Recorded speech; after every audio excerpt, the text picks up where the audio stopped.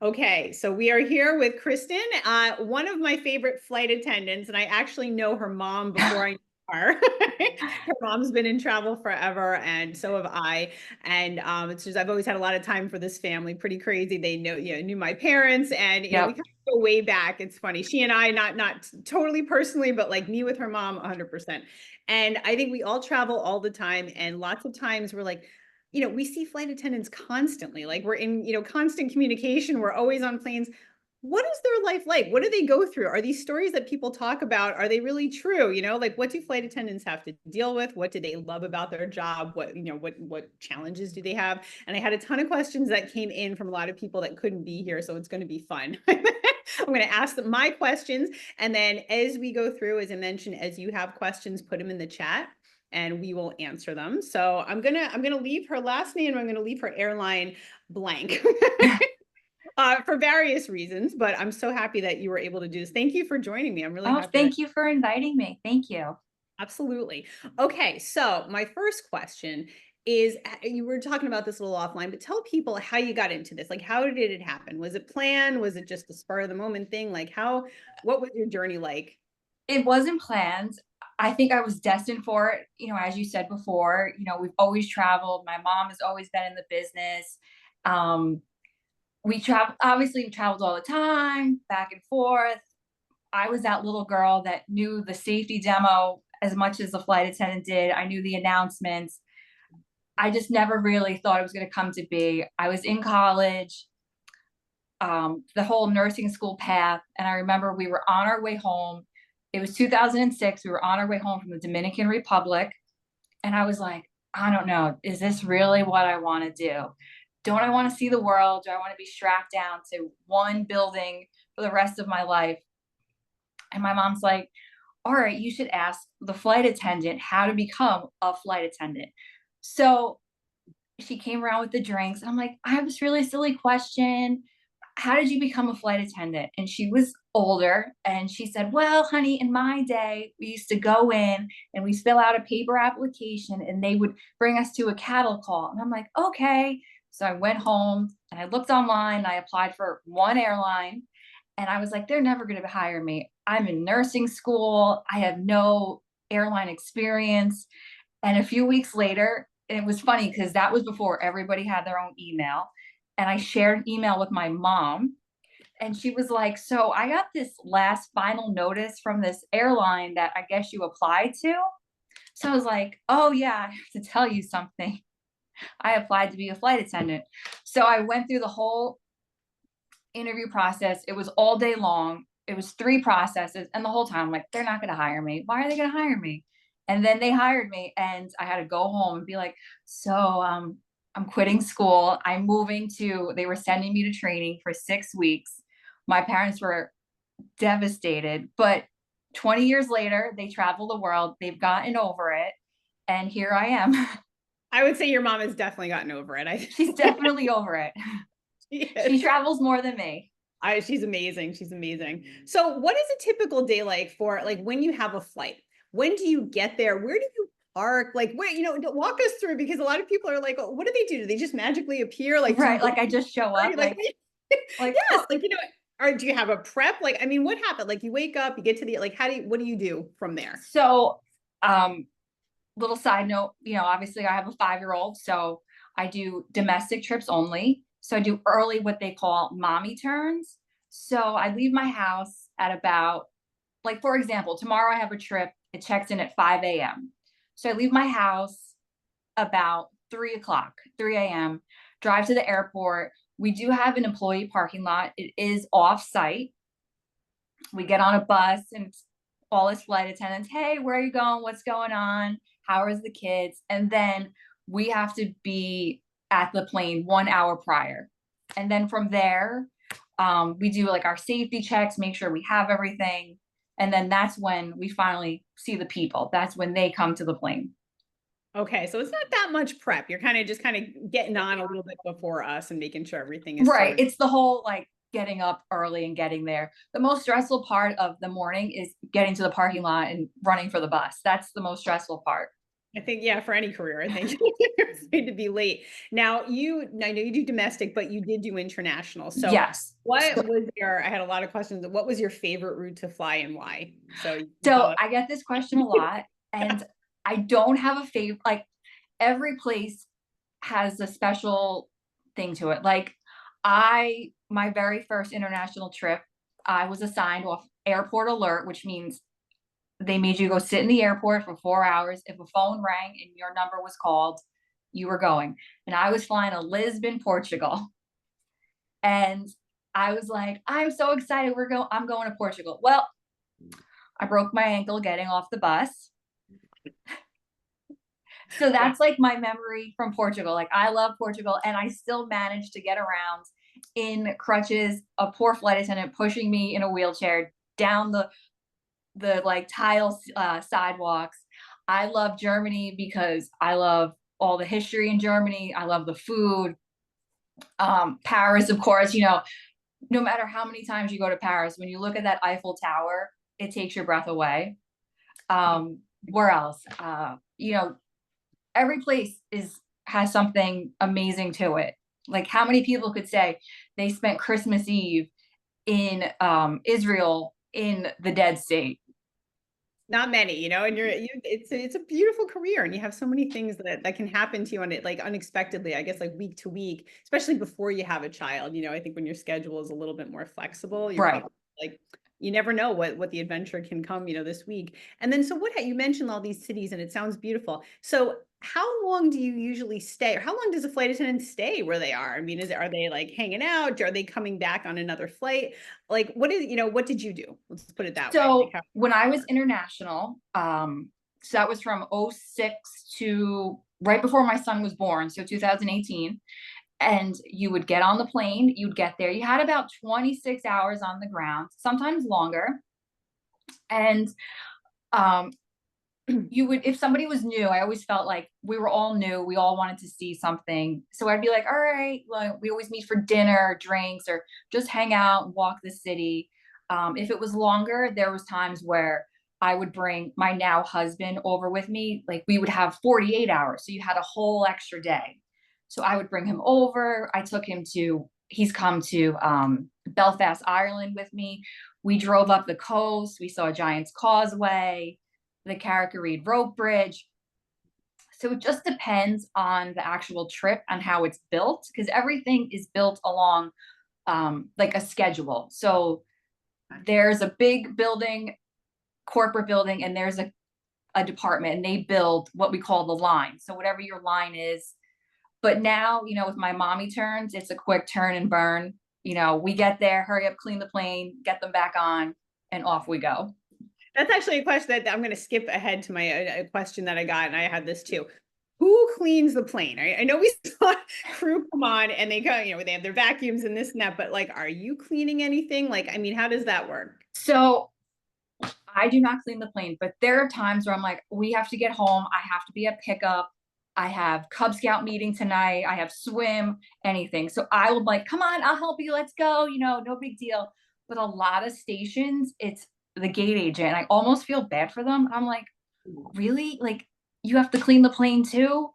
But I'm based in Newark, and we do have a big company that comes on and cleans the plane. I always see them, but we're always kind of unsure. Like, does everybody pitch in? How does that work? But whoever does it does a phenomenal job. It's usually when you board a plane, it is. Right. And then you get the Right. people that created the mess. And when they're getting off, like, can you believe how dirty people are? And I'm like, yeah, I've seen it. Yeah. can you believe it? I have seen it. So what's like, okay, what is your most challenging situation? It could be like with passengers, or like what stresses you out? Is it people that don't listen? Is it the entitled people that were like, my bag fit on the way here? Like, I Oh, mean, what's the the worst? Karens and the Carls. Yes. What are the worst situations that you come across I that get it you're just, all. I I don't know get it why all. I had a guy the other day. I was doing a Dominican Republic turn, and he was sitting in the exit row, and the person who was supposed to brief them was like, there's this guy sitting in the row and he's not supposed to be there. And I was like, well, he has to go back to his seat. And he was like throwing his hands up at me, yelling at me. And I was like, listen, I get it. It's a good seat. but the people around you paid a lot more money to sit there than you.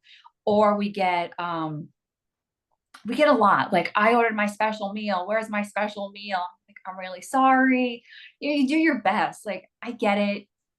You want to have like a relaxing experience, and but you get a lot. It's challenging some days. Other days it's smooth as can be, but some days the Karens are out and they are out in fierce mode. So you're a smiley person. I would imagine that you are just like killing them with kindness. But I mean, Oh what are you yes. trained to deal with these kind of people? Because it is really hard to keep smiling and pour drinks and serve people that are treating you poorly. I mean, like, do they train you for the worst of the worst kinds? So they kind of just like, kill them with kindness, keep smiling. I'm like, okay, I'm sorry, what can I do for you? Okay, I'll make sure I put a report in. Uh-huh, thank you. And then I'm like, all right, how much longer until they get off? And we probably will never see them again. That's true. That's true. But even like I was thinking before, because I do very, very quick trips. So that's why I was curious, like how long do they stay on the ground? Because I'm known to go to Europe and then come back the next day or the day after. So there have been so many times where I've seen the same flight attendant coming back. Um, Right. I'm like, that must mean that I need to extend my trips. Like if you're staying It's only, too I quick. have no It's concept of too quick if you're seeing the time. same person. It's Like very this month I held a line. I held a it was a Porta Plata line. So it was every Saturday. And we only fly to Porta Plata once a week. So I would take them all there and I'd bring them all back. I knew this whole family, there was 15 of them. I know where they live, what their itinerary was. They all had like shirts on, everything. And I was like, hey, how are you? What's going on? And then sometimes you see the same people when you do the same routes over and over, and they'll be like, I know you. And I'm like, I know you too. Aw, that's sweet. So you get to know people. I have a question too. This is my own personal question. When you get on, some flight attendants just seem to know each other, and they're talking or like there's a lot of chit chat, but you can tell when somebody like they're talking about personal things. Like, do you find yourself often with the same people? I do, because we do turns. So it's a lot of like moms, even dads that need to get home. So you Yeah. kind of start making friendships with them. Or like you learn how to be like, hey, I have this trip today and I need it off because my son has this. Do you mind switching with me? Yeah, no big deal. Like, we all try to help each other out to make sure that like they could be there or I could be there for something. Like, beginning of school, like around here, our schools kind of start like within a day of each other. So it's like, one girl I know, her kids start this day. So I'm like, all right, I'll work that day, but you work the day school starts for me. So it's Yes. kind of like we become friends, and we talk about family, what did you do, your vacation, Because you stuff always like have personal chit chat and you're like, how well do they know each other? It's funny. They're like asking how Mikey is and this and that. that. Right. But then we also How do call they it the know jump each seat other? confessionals. Like, once you open that jump seat, it is like cops. Like, we are interrogating. So what you do? What's going on? Where's home? Do you commute? What's I know, and I'm like so nosy that I listen to all of it. So that's yeah, I'm Yeah, usually like my as mom's front the as I same can be to way. listen to yeah. She was I got like, I was flying today, Kristen, and I heard this one say this story on the bar cart. I'm like, okay, it's okay. it's always an airplane. I love it. The jump seat confessional. That's Oh awesome. yes, it is on. Everybody's gossip. I was like, this is like high school. I'm like, I've been out of high school a long time. Hey, but And it's it's, fun. It makes the time go by. I have a oh question yeah. that had come into us. Have you ever been in an emergency? Like a medical emergency, yes. Either one, Um, any kind. yeah, medical emergency, yes, I have. I've been in several. Knock on wood, it's all been like nobody died. It was all okay. Uh, like a like the plane's going down, no. And Nothing. so like Okay. we have this acronym that we have to use. It's like your test acronym, and it's like type of emergency, um it's type, if you have to evacuate, how much time you have, blah blah blah. So I was doing this turn over the summer, and the captain called me. He's like, I need you to come up here. So before I keep going, I'm usually always the lead flight attendant on the plane.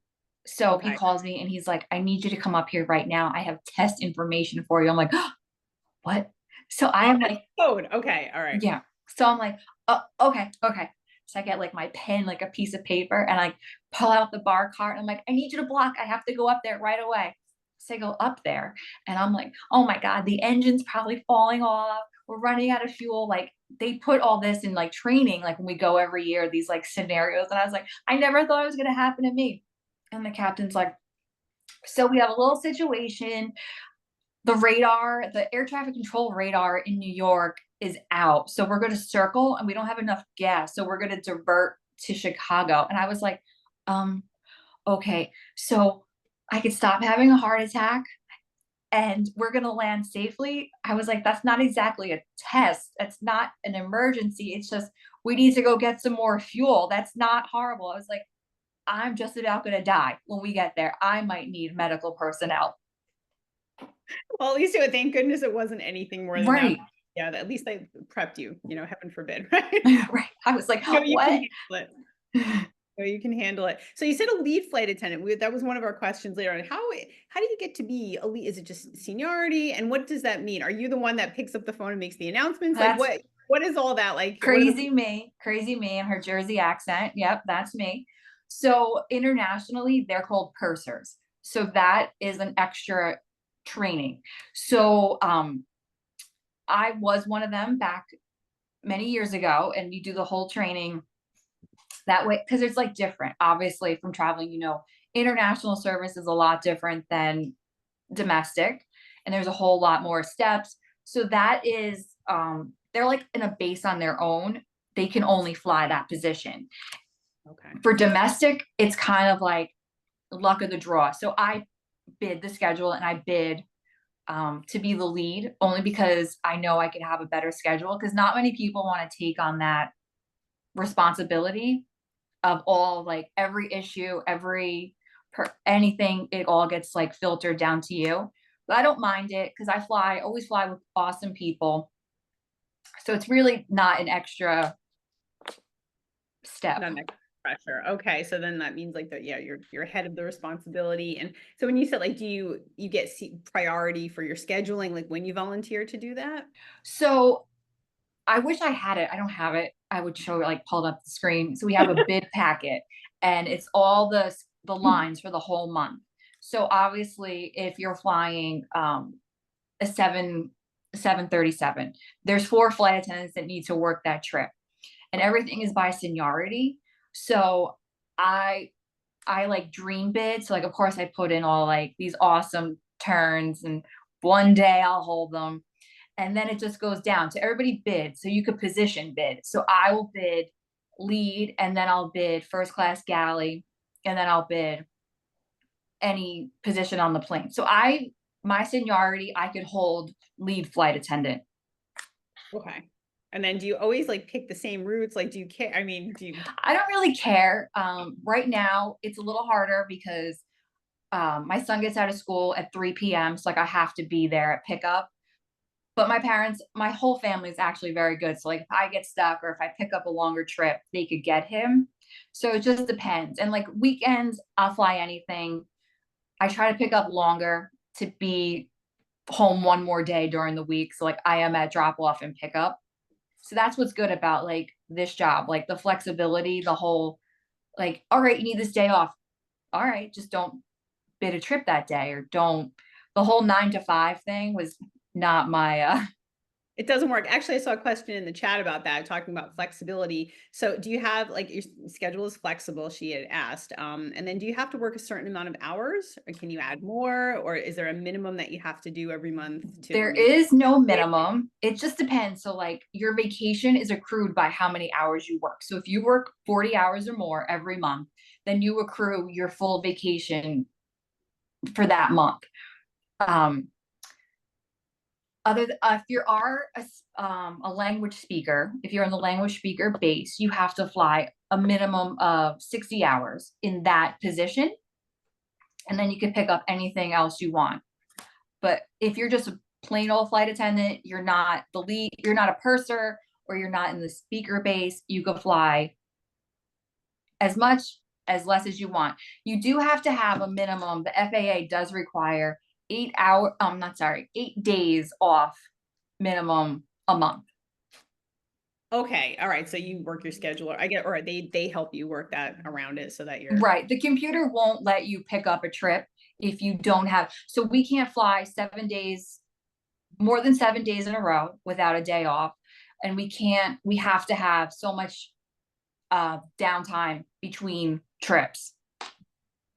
all right. A question that had come through earlier, and this like it always boggles my mind. How do you deal with delays? Like especially internationally, sometimes they can go on for, 6 hours, 12 hours. They don't leave till the next day. How do you balance your life with that? And how do you stay calm? And then also how does that work with, I mean, we always hear this term timed out. They're timed out, especially when you're waiting to get on a plane. They're going to time out. I don't even think people really know what that means. So I think they just like to be the town crier in the line and be like, I know what's going on. This is what's going to happen. Right. What is actually mean?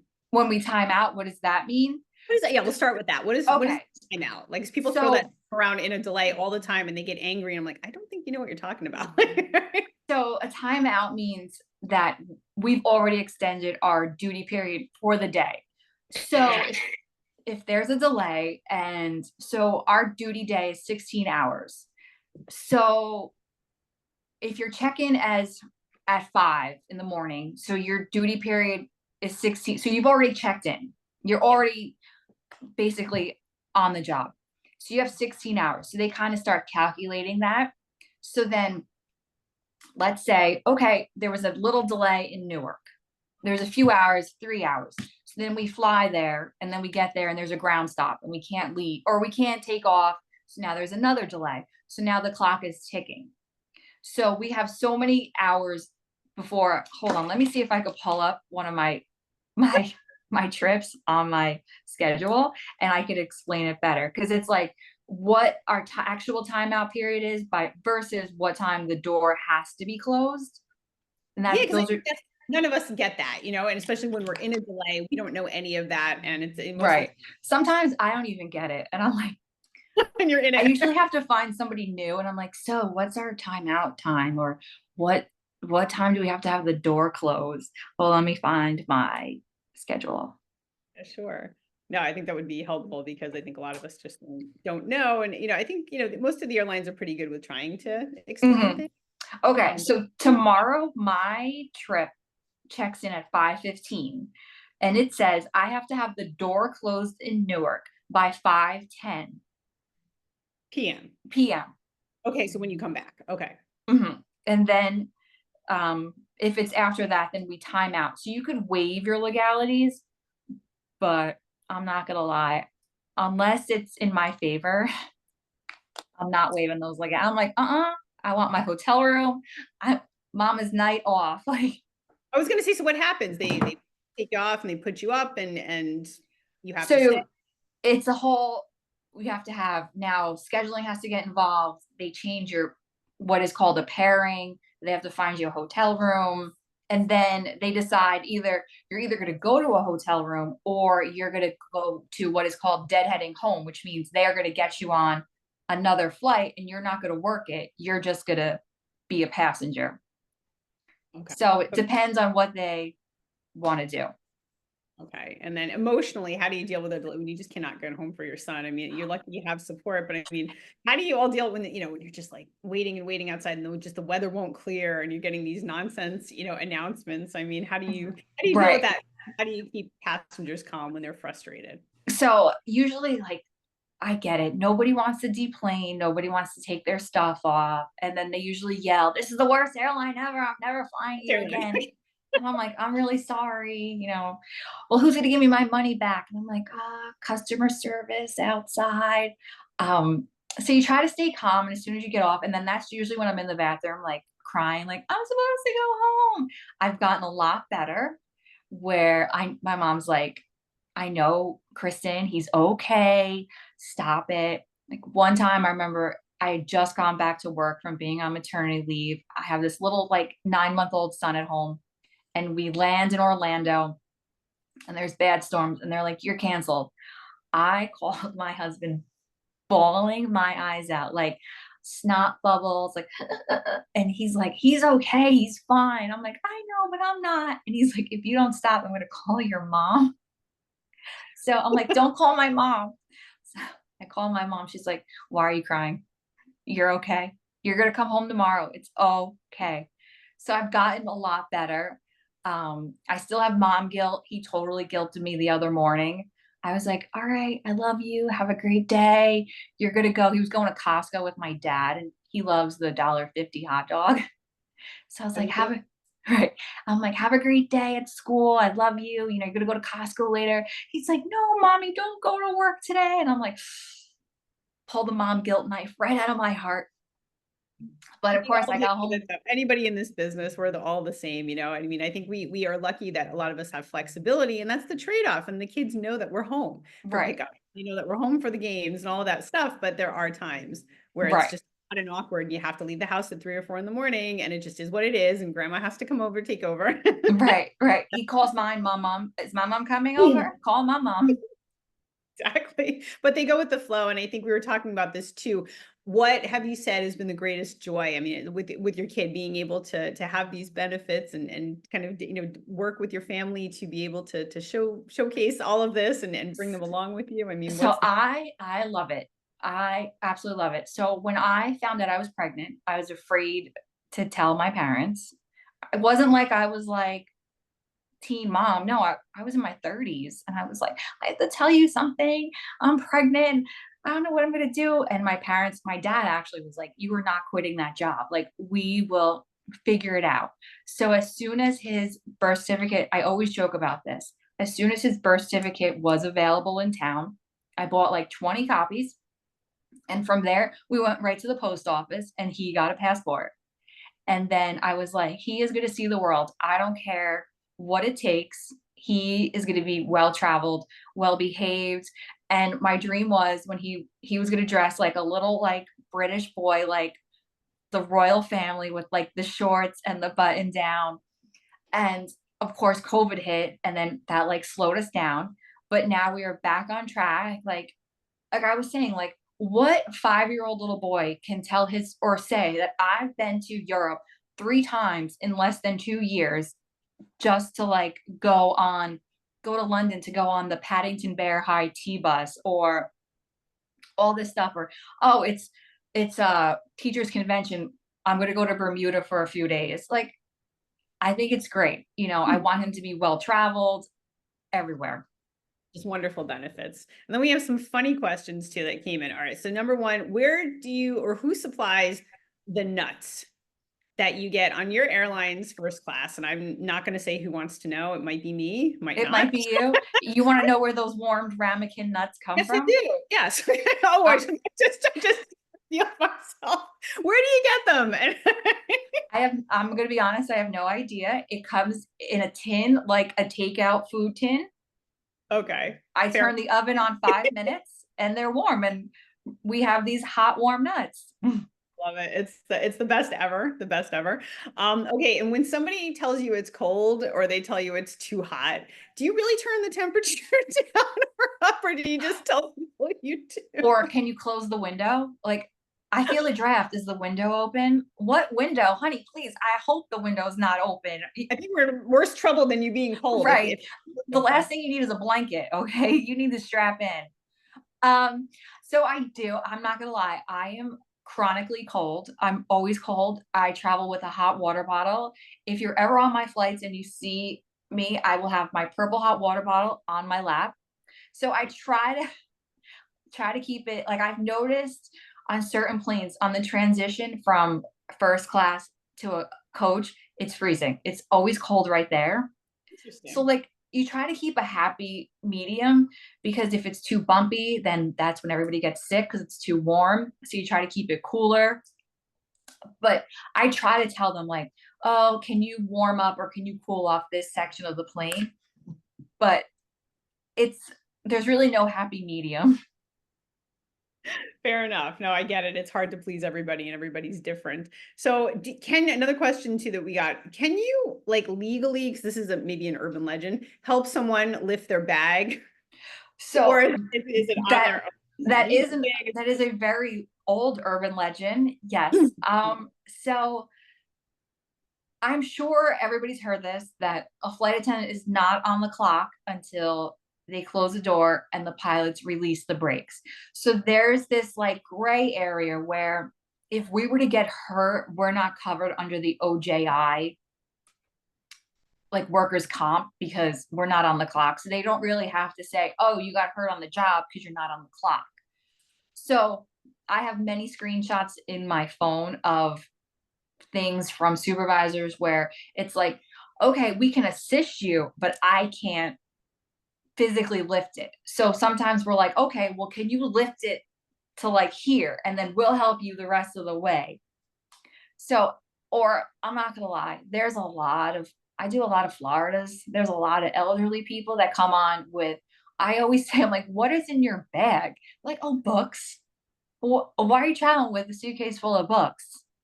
Well, I might read them. No, you're not going to read 10 books in, 3 days. So, or I'll be like, well, why don't we check it? It'll be easier for you. You came on in a wheelchair. The wheelchair lady is not going to be able to push you and pull your suitcase. But technically, we're not, but we do. It's this whole, or it is an urban legend. It is. Okay, yeah, because I think some people don't know. Should I ask? Can I ask? Does that's something. All right, and I guess what the collectively we got a lot of inquiries. How can we all be better passengers for you? What are things that we can do to make your job easier? Because we're all in this together. You get on a plane, everybody's got to go the same place, everybody's got to stay safe. We have a job to Right. do, a job to do. I What just, is what I feel helps? like everybody just like, stay calm. I get it. You're like cattle from the moment they call your boarding group till the time you get on the plane. Just, I get it. Nobody wants to be cramped in this little seat, but remember, you're going on vacation. You're going somewhere that you want to go to, hopefully. Most of Just, the time. right, most of the time. Just stay calm. I get it. It's very stressful. Um, Just kind we'll of, get to you. I guess, smile back when you smile at Right. us. Just say thank you. Or when I come to you, would you like something to drink? Acknowledge me as well. Like, don't keep looking at your phone. Pull your AirPod out. You know, Be civil, I don't think. ask me 15 times, what do you have to drink? Yes. That's got to be frustrating as you're running down the aisle and you have to repeat the same thing over and over. And I'm always like, we have Coke products. What kind of Coke products? Is that carbonated or not? Which one do you like? Right. And then they're like, do you have Pepsi? No, we don't. Sorry. I love it. So what are like maybe it will end with some surprises. What are things let's put you on the spot. Things that we might not know that go on behind the scenes or strange goings on or I mean, anything you could tell us that might shock a traveler? Strange things. Oh, I don't know. Like procedures that we're not aware. Like, I think the thing with debunking the urban legend was really good. That was I was glad that we Right. You clarified um that one. are there any kind of meals that you secretly love that you like to take two of when you're up when there's extra? Or what happens with that kind of stuff? Or do you actually eat? I'm curious about that too. Like I've never So had attendants eat that much, like in flight. I I always feel bad, especially when I'm taking orders and I'm like, um, did you want the chicken or like the pasta? And they're like, which one would you have? And I'm like, I tried it. like, don't put me on the spot. I'm like, I have a lunch box full of like food. But a lot of people like, well, did you like it? How's it cooked? Or can I have my beef medium rare? No. That's incredible. Yeah, I actually saw one lady one time. She wanted to send her steak back to have Yes, it. I had somebody send their bread back the other day. They were like, this bread isn't warm enough. Let me take care of that for you. I'm like, I'm right on top of that. Those are on top of everything else I have to do. Let me warm your bread. But Let me take all the food out now and put your bread in. And then the I hope that 20 we people behind you are going to better get for you. their food late. Exactly. I think it's wonderful what you do. We have so much respect for flight attendants and for, keeping us all safe and keeping us all in order and making sure we're hydrated and making sure we're fed and, making sure that everything works the right way and stays orderly. So I think you have a tough job. I have one question very quickly. Do you get annoyed at the special meals? And what happens if you don't have it? How do you handle it? Like, because I guess that could happen. Catering, not you, but catering could mess up, right? And not packing the right number of special meals. So I used to hate special meals. And I used to hate pre-orders. Now I love them. They are my best friend. Um, so I'm sure you traveling and at your status, you are able to pre-order your meal. But I forget to, and then I then I know, get lectured like, I know. "You My didn't husband's pre-order, so leaving. here's what it is." I'm like, "Okay, that's fine." My husband's leaving in like 2 weeks to go to F1, and he could pre-order his meal. And I'm like, you better pre-order your meal, okay? If you want to eat, you pre-order your meal. But I love it. It's easy because you just go up and there's like really no like, oh, well, what else do you have? Nope, you pre-ordered. This is what we have. If we don't have it, a lot of times what we don't have is, especially on domestic routes, is kosher meals. But I'd like to call myself the kosher expert in the air. I could tell Nice. you exactly what snack in economy is kosher. I know exactly like they'll be like, "Oh, I'm kosher." I'm like, "I know, and I apologize, but I still have to ask you if you want to eat." And I could get you in the back the one snack boxes, the Pringles, the pretzels. I get it all. I know that I take care of it. A lot of people get mad because in the island you can't pre-order, but they did, and they're like, "What do you mean it's the pasta and the chicken? I ordered the filet." And I'm like, "I'm really sorry." But, you know, we have and they're usually cool, but pre-orders and special meals, I love them now. Now they make your job, I think, a lot easier, I would Yes. imagine. And then we have one I will end with this question because this is I don't even know if you're gonna know what I'm talking about, but Mhm. several people have asked this too. Why are flight attendants always chopping ice? What is the problem? Like, With the what mallet? Yes, why? Like, how Okay. come every time? Okay. So the ice comes from the catering truck, and catering loves dry ice and plastic wrap. If anybody wants to buy stock, you buy it in plastic wrap and whatever dry ice company, because you will make a fortune just on the airlines using it. So they put dry ice on everything. So when we get this ice, it is literally a brick. Like, So ice, eat ice. Okay. it is like a giant brick of ice. So you hear people like banging it, and then we beat it with the mallet. And it's just so that we could scoop it. Otherwise, there's no ice. There was this a guy the other day that was flying, he was like Paul Bunyan, he was like yeah, and I couldn't believe it, and I was like, "Wait a minute," and it was funny because I had that question to ask you and other people who wrote in when I asked for questions, several have been like, "What is that sound I hear all the time? It sounds like chopping ice." I'm like, The "Well, it is." bang, bang, bang, bang, bang, Yes, bang. but that helps a lot because I really wasn't sure. I know. When I first started, we didn't have a mallet. And then, like, years later, somehow, like, a mallet appeared. I'm like, huh, I'm saving this. finally. Now I'm not like throwing it against like the counter, against the oven, throwing it everywhere. Now I have this weapon. That is so funny. I'm so glad because that was another myth debunked. Like, what are they doing? Yes. Yes, that's awesome. Well, thank you for your service. Thank you for your continual smile and for being awesome with guests. And this has been so fun because we got to, have a lot of people's questions answered. And we'll definitely do this again as you fly more, as you just, Right. Right. As like, the years go on, I get a little more seniority. it's going to change, I'm sure. Well, thank you so much. Oh, Thanks everybody thank you. for joining us. And yeah, we'll make sure that this is on our YouTube channel as well. All right, everybody, have a good day. Bye. Thank you.